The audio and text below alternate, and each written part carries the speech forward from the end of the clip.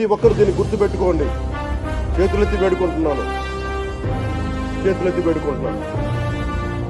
కాబట్టి హిందూ మీరు సినిమా టికెట్కి వెళ్ళిపోతారు. అభిమానులందరూ మీరెవరు హిందువులు లేరా?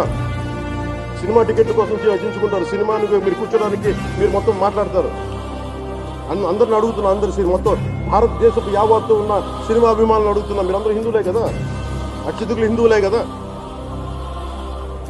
మీకు బాధ్యత లేదా? మీకు మీ సినిమా హీరోలు, నేను కూడా హీరోనే, నన్ను మించి దేశాన్ని చూడమని, సనాతన ధర్మాన్ని చూడమంటున్నాను.